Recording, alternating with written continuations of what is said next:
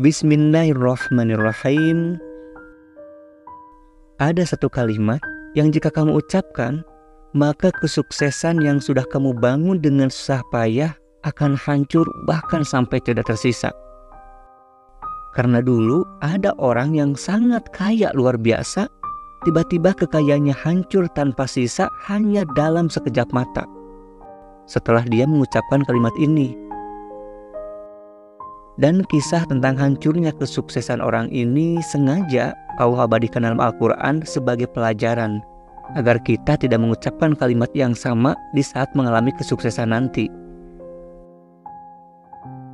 Nah, di video kali ini selain akan dibahas tentang sebuah kalimat yang tidak boleh diucapkan, akan dibahas juga tentang kalimat apa yang seharusnya diucapkan ketika kamu ada dalam kesuksesan, agar kesuksesanmu terus bertumbuh dan berkembang, bahkan keuntungannya tidak akan pernah berhenti, terus mengalir bahkan sampai hari akhir nanti.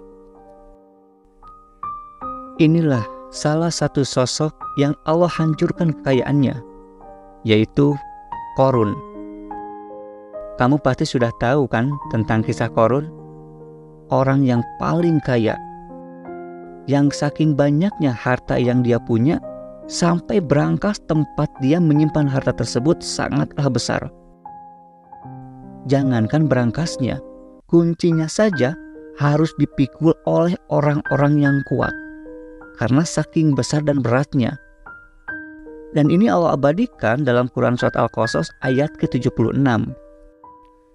Sesungguhnya Qorun termasuk kaum Musa, tapi dia berlaku zalim terhadap mereka, dan kami telah menganugerahkan kepadanya perbendaharaan harta yang kunci-kuncinya sungguh berat dipikul oleh sejumlah orang yang kuat-kuat. Nah, pada suatu ketika Qorun berjalan berkeliling untuk memamerkan kemegahannya.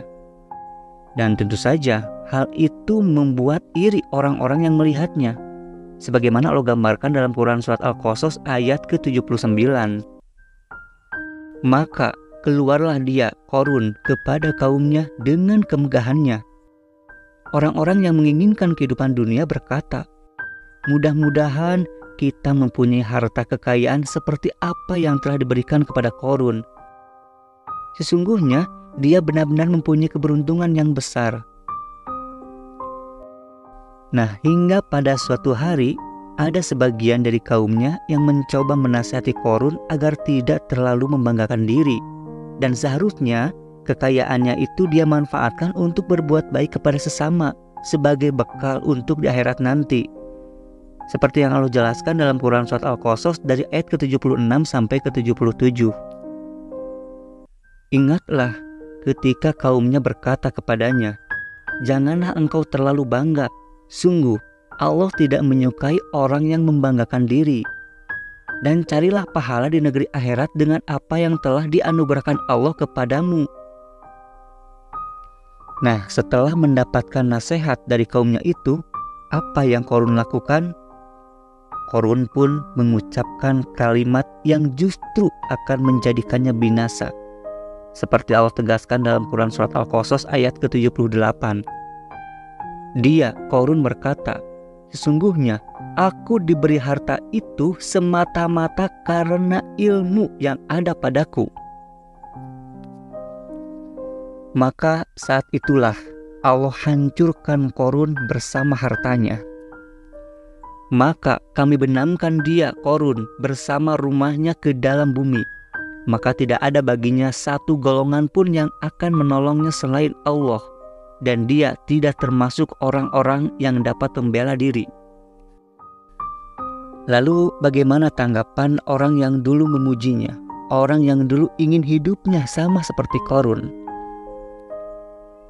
Dan orang-orang yang kemarin mengangan-angankan kedudukannya Qorun itu berkata, aduhai, benarlah kiranya Allah yang melapangkan rezeki bagi siapa yang dia kehendaki di antara hamba-hambanya dan membatasi bagi siapa yang dia kehendaki di antara hamba-hambanya.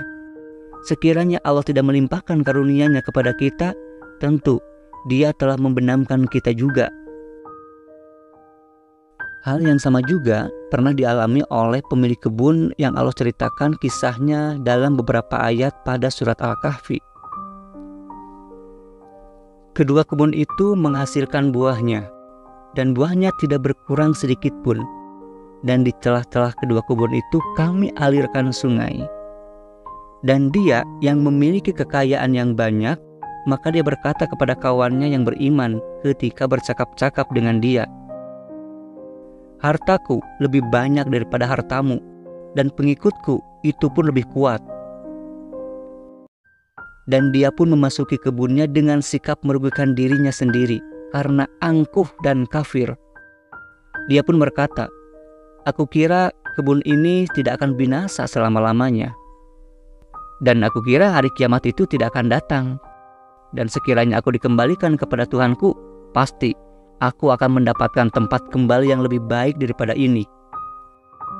Kawannya yang beriman berkata kepadanya sambil bercakap-cakap dengannya, "Apakah engkau ingkar kepada Tuhan yang menciptakan engkau dari tanah, kemudian dari setetes air mani, lalu dia menjadikan engkau seorang laki-laki yang sempurna?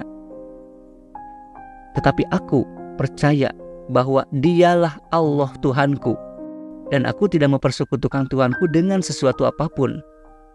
Dan mengapa ketika engkau memasuki kebunmu, engkau tidak mengucapkan, Masya Allah la quwata illa billah? Sungguh, atas kehendak Allah semua ini terwujud. Tidak ada kekuatan kecuali dengan pertolongan Allah. Sekalipun engkau menganggap harta dan keturunanku lebih sedikit daripadamu, maka mudah-mudahan Tuhanku akan memberikan kepadaku kebun yang lebih baik daripada kebunmu ini." Dan dia, Allah, mengirimkan petir dari langit kepada kebunmu sehingga kebun itu menjadi tanah yang licin. Dan harta kekayaannya dibinasakan. Lalu dia membolak-balikan kedua telapak tangannya tanda menyesal terhadap apa yang telah dia belanjakan untuk itu. Sedangkan pohon anggur roboh bersama penyangganya. Lalu dia pun berkata, "Betapa sekiranya dahulu aku tidak menyekutukan Tuhanku dengan sesuatu apapun." Itulah kisah yang dialami oleh pemilik kebun yang awalnya sukses menjadi hancur tidak tersisa karena keangkuhannya sendiri.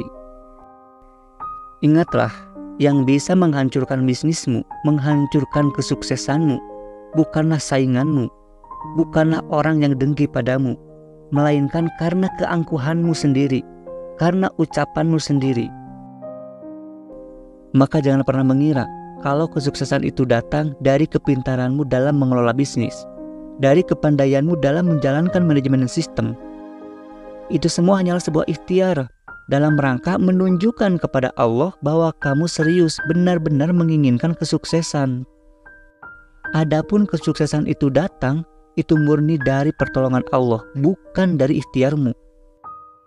Maka ketika kamu mencapai kesuksesan, ucapkanlah, Masya Allah la quwata illa billah. Sungguh, atas kehendak Allah semua ini terwujud. Tidak ada kekuatan kecuali dengan pertolongan Allah. Ilmu bisa mengangkat derajatmu jika kamu mensyukurinya. Namun ilmu juga bisa menghancurkan hidupmu jika kamu menjadi angkuh karenanya. Maka jadilah pribadi yang rendah hati, tanamkan dalam hati kalimat Masya Allah la quwata illa billah. Maka Allah akan menjaga kesuksesanmu.